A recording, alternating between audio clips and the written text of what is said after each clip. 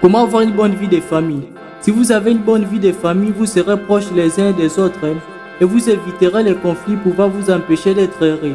Heureusement, vous pouvez prendre de nombreuses mesures concrètes pour améliorer le temps que vous passez en famille, afin qu'il soit plus agréable et épanouissant. La première, passez du bon temps ensemble. Mettez en place des routines familiales quotidiennes et hebdomadaires.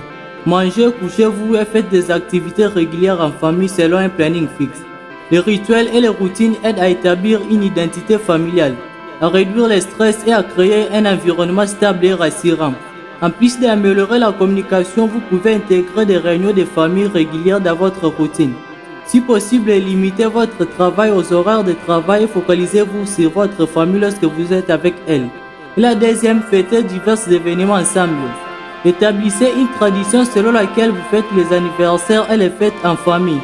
Vous n'êtes pas obligé de faire la même chose à chaque occasion. Par exemple, vous pouvez aller au restaurant préféré d'une personne ou effectuer une activité de son choix pour son anniversaire. Vous suivrez une tradition, mais les activités changeront. Et la troisième, mangez ensemble. Prenez vos repas en famille le plus souvent possible.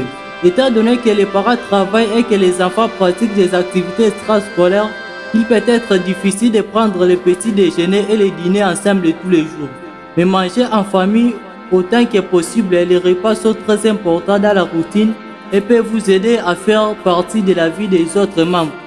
Lorsque quelqu'un rentre tard du travail ou d'autres activités, asseyez-vous avec cette personne pendant qu'elle mange son repas. Même si vous avez déjà mangé, il est plus important de passer du temps ensemble et d'avoir une conversation que de manger en même temps. La quatrième, faites des activités régulières. Vous pouvez faire des activités en famille comme du vélo, des promenades ou des jeux de société. Si possible, réservez au moins un après-midi ou un soir par semaine à une activité en famille. Choisissez des activités simples. L'important c'est de vous amuser et d'apprécier la compagnie des autres. 5. Évitez les critiques et les jugements. Chacun doit être libre d'exprimer ses émotions et de faire les clauses sans avoir peur que les autres les jugent ou les critiquent. Lorsque les personnes s'attendent à être jugées sévèrement, elles ont tendance à intérioriser leurs sentiments et à éviter de les partager.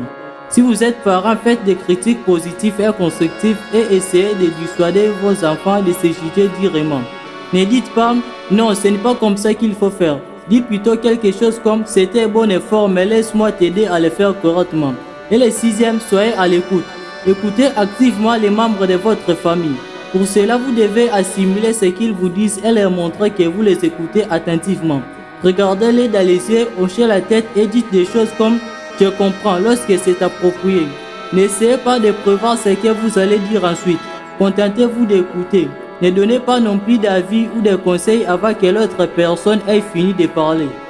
Lorsque c'est nécessaire, vous pouvez demander des clarifications. Dites des choses comme « que veux-tu dire par là ?» ou « c'était avant ou après l'avoir croisé dans les magasins ».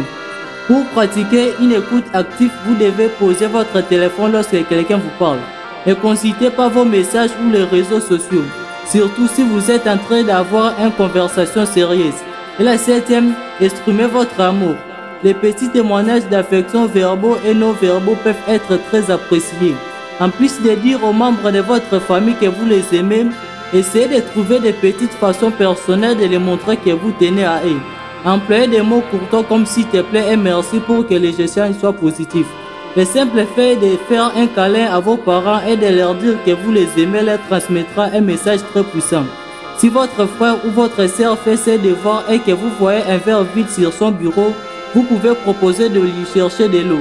N'oubliez pas de vous abonner sur ma chaîne et de me laisser un pouce bleu.